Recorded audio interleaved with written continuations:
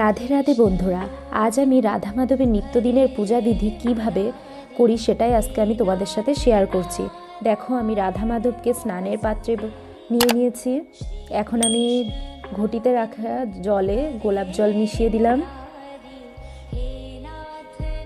এবার ফুল, তুলসী পাতা সহযোগে স্নানের জলটা রেডি করে নিলাম। তুলসী পাতাটা এই যে দিয়ে দিচ্ছি। এখন আমি মাধবকে ঘি মাখিয়ে নেব। দেখো, আমি মাধবের গায়ে ঘি মাখিয়ে নিচ্ছি। বাঁশিটা খুলতে মনে ছিল না, খুলে নিলাম বাঁশিটা। আমি রাধা রানীকেও ঘি মাখিয়ে নিচ্ছি। আমি প্রতিদিন রাধা মাধবকে স্নান করানোর সময় এইভাবেই ঘি মাখিয়ে নিই।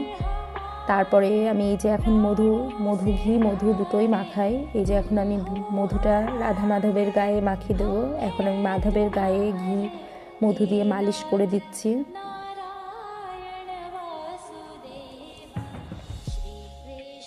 এখন আমি জলটা দিয়ে স্নান করিয়ে নেব। কৃষ্ণায় নমঃ, ওম ভগবতে বাসুদেবায় নমঃ।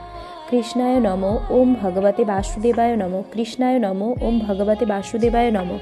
রাধারানী নমঃ, ওম ভগবতে বাসুদেবায় নমঃ। রাধারানী নমঃ, ওম ভগবতে বাসুদেবায় নমঃ। 3 বার এই মন্ত্রটি উচ্চারণ করে আমি রাধা মাধবের স্নানটা করিয়ে নিই। প্রতিদিন আমি এইভাবেই 3 বার মন্ত্র উচ্চারণ করে রাধা মাধবের স্নান করাই। রাধা মাধবের পুজো ভক্তি মনে করতে হয়, এটা আমরা সবাই জানি। কিন্তু তারপরেও আমার মনের বিশ্বাস, এটা আমার ধারণা যে রাধা মাধবের পূজার নিয়মবিধির সাথে সাথেও রাধা মাধবের প্রতি একটা ভালোবাসা, সংস্পর্শও প্রয়োজন। দেখো, আমি রাধা মাধবের স্নান করিয়ে ড্রেস পরিয়ে নিয়েছি। এখন আমি রাধা মাধবের শৃঙ্গার করিয়ে নিচ্ছি। দেখতেই পাচ্ছ, হাতে আমি বাঁশিটা দিয়ে দিয়েছি।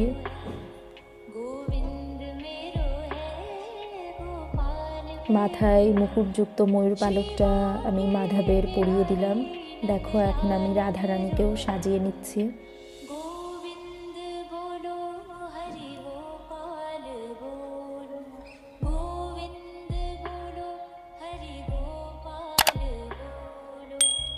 এখন আমি মাধবের এবং রাধারানীর চরণে ফুল নিবেদন করছি। দেখো, আজ আমার মাধব কমলা রঙের জামা পরিয়েছি আর রাধারানীকে গোলাপি রঙের জামা পরিয়েছি। আর এখন এই মাধবকে খুব অপূর্ব লাগছে। এই অপূর্ব রূপ দেখে মনে হচ্ছে যেন আমার জীবনটা ধন্য, এই পৃথিবীতে এসে যে আমি মাধবের সেবা করতে পারছি।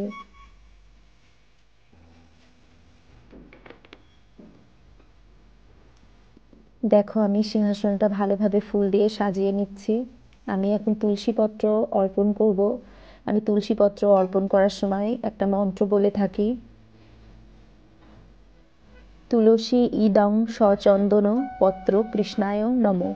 তুলসী ইদং সচন্দন পত্র কৃষ্ণায় নমঃ। দেখো, আমার সব কমপ্লিট। এখন আমি মাধবের এবং রাধারানীর আরতি করে নিচ্ছি। পাশাপাশি আমার গোপুসোনাও রয়েছে, মাধবকে দর্শন করবে আর গোপুসোনাকে দর্শন করবে না, এও কি হয়? তাই আমি দেখো এখন রাধারানী এবং মাধবের আরতি করে নিচ্ছি এবং গোপুসোনারও তার পাশাপাশি আরতি করে নিয়েছি।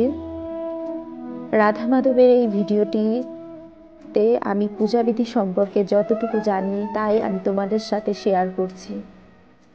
যদি কিছু ভুল করে থাকি তাহলে আমাকে ক্ষমা করে দিও। আর ভিডিওটি ভালো লাগলে অবশ্যই লাইক, কমেন্ট এবং সাবস্ক্রাইব করতে ভুলবে না কিন্তু।